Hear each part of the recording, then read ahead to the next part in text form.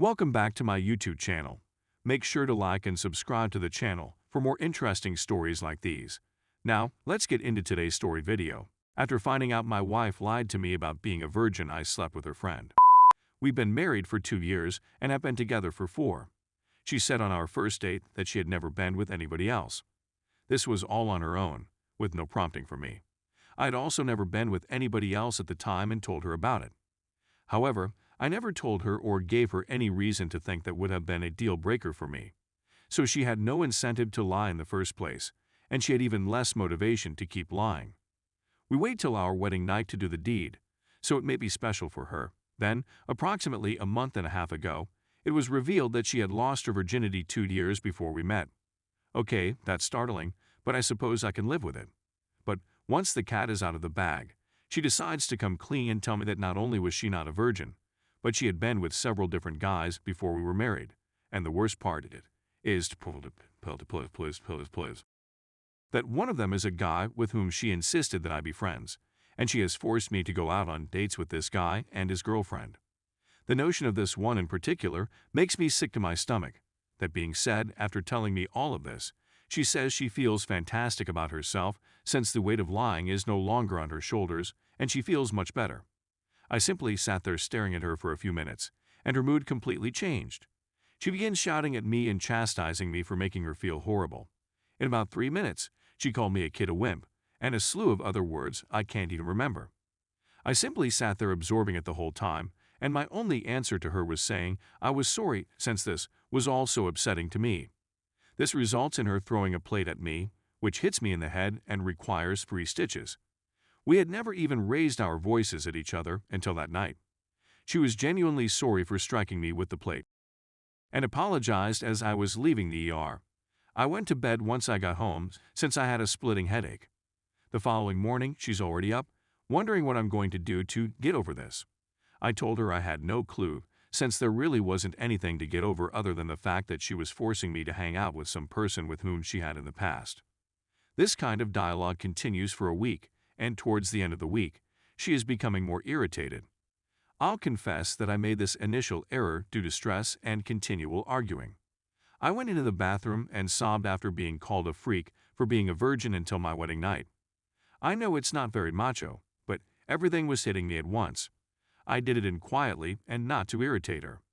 So she walks in on me, and instead of asking what's wrong or even, God forbid, comforting me when I'm unhappy, she becomes enraged because I'm making a huge deal out of everything. Mind you, she's the one who's initiated every single discussion about this. She claims she didn't inform me on purpose because she knew I'd act like a little about it. By this point, almost all of our friends are aware that she and I are feuding. I'm sure a few of them know why. I get a text message from her friend Tara, who wants to speak with me. She has summoned me to her flat. She then tells me that she feels bad because she has known about her history her whole life, and she wanted to let me know that throughout the first year we were dating, my wife and her male friend, with whom I had to be friends, continued to see each other. In other words, she was having with this person throughout the first year. I was told we had to wait for marriage. I'm not going to lie, this really touched home for me. I mean really hard, and I started crying again, so I excused myself and began to go. But Tara grabbed my hand and said she didn't want me to go or be alone, since I was so emotional. She held me for about 5 minutes as I wept like a baby. I wish I had left because it would have made my life so much simpler. Instead, I naively kissed her, and to my surprise, she kissed me back. We eventually had in her bed. I'm now so torn that I don't know what to do. I am a who cheats, and I despise myself for it. However, I am still enraged with my wife for the way she has treated me since this all began. Tara is such a great person, and it makes me feel even worse that, in addition to being a cheating, I also took advantage of a wonderful person and exploited her in ways I have never done with anybody before. To make matters worse, I believe I now have emotions for her, and unless I'm reading things incorrectly, I believe she does as well. My wife deserves to know, therefore I'll have to inform her. I really screwed up big time. Story 2. Wife cheats, ends up pregnant. So, I'm a 21-year-old woman who has been married to her wife for 3 years. I'll try not to get into too many specifics, but we've been married since March. Since March, she has cheated on me 3 times with 3 separate people, both men and women. Because of the circumstances I discussed before, we were effectively divided up between the first and third person. I know most of you are probably wondering why the heck you are still trying to make things work, but that also includes a lot of details.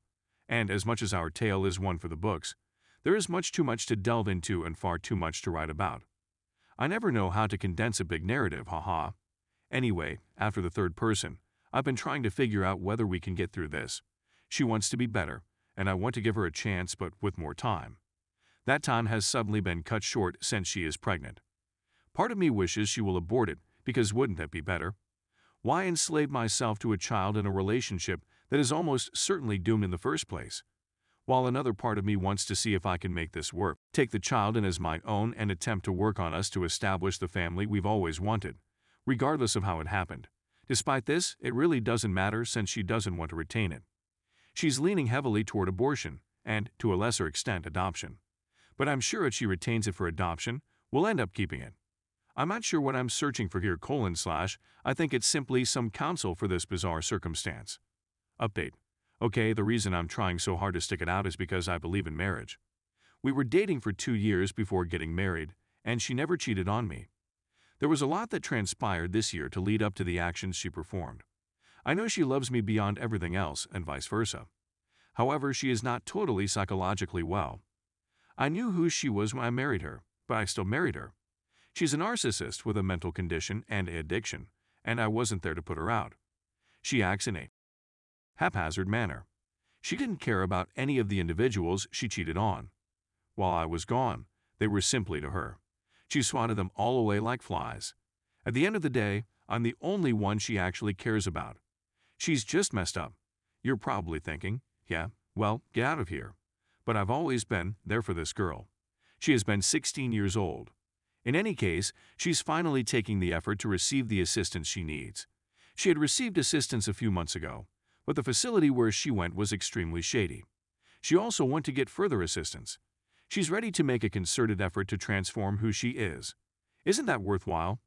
We're young, and I knew when we married that things may happen while we're still so young.